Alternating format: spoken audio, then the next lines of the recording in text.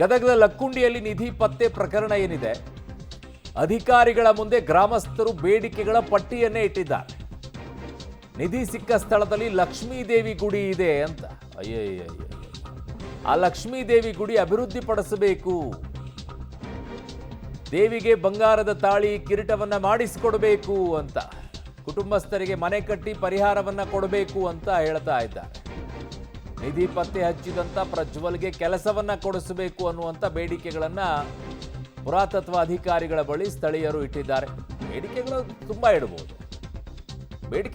ಇಡಬಹುದು. ಅವ್ರು ಆಮೇಲೆ ಈ ಲಕ್ಕುಂಡಿ ಊರನ್ನೇ ನೀವು ಎಲ್ಲ ಖಾಲಿ ಮಾಡಿ ಬೇರೆ ಗ್ರಾಮಗಳಿಗೆ ನೀವೆಲ್ಲ ಹೋಗಿ ಇದಿಷ್ಟು ಪುರಾತತ್ವ ಇಲಾಖೆಗೆ ಸೇರಿದ್ದು ಅಂತ ಅಂದ್ಬಿಟ್ರೆ, ಯಾಕಂದ್ರೆ ಇಲ್ಲೆಲ್ಲ ನಿಧಿಗಳ ಸಿಗುತ್ತೆ, ಆದ್ರೆ ಏನು ಮಾಡ್ತೀರಾ? ಕೇಳಬೇಕು, ಕರೆಕ್ಟಾಗಿ ಕೇಳಿ. ಎಲ್ಲವನ್ನ ಹಂಗೆ ಕೇಳ್ಕೊಂಡು ಕೂತ್ಕೊಂಡ್ರೆ ಕೇಳೋದಕ್ಕೆ ಬೆಲೆ ಇರೋದಿಲ್ಲ. ಗುಡಿ ಇಂಪ್ರೂವ್ ಮಾಡದ್ರಿ ಇದರಿ ಲಕ್ಷ್ಮಮ್ಮನ ಗುಡಿ ರೀ.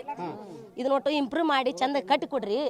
ಯಾರು ಇಬ್ರು ಒಳಗೆ ಹೋದ್ರ ಜಾಗ ಇಲ್ರಿ, ಹೊಳ್ಳಿ ಒಟ್ಟು ಇಂಪ್ರೂವ್ ಮಾಡ್ರಿ. ಆಕಿಗೆ ಒಟ್ಟು ತಾಳಿ ಮಾಡಿಸ್ಕೊಡ್ರಿ ಓದಿದ ತಪ್ಪಿಗೆ ಅಂತ ಇಷ್ಟ ಕೇಳ್ಕೊಂಡಿದ್ರು. ಒಂದು ಕಿರೀಟ ಮಾಡಿಸ ಬಂಗಾರ ಸಿಕ್ತು ತೊಗೊಂಡು ಹೋಗಿರಿ.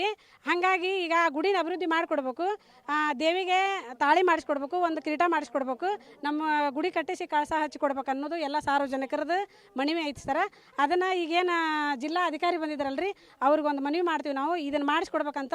ಅಲ್ಲ, ಈಗ ನಾವು ಸರ್ಕಾರದವ್ರಿಗೆ ಬಂಗಾರ ಒಪ್ಪಿಸಿಬಿಟ್ಟಿವಿ, ಯಾಕಂದ್ರೆ ನಮ್ಗೆ ಬೇಡ, ಅದನ್ನು ನಾವು ಮಾಡಿಸ್ಬೋದಿತ್ತು ಎಲ್ಲರೂ ಹಿರಿಯರು.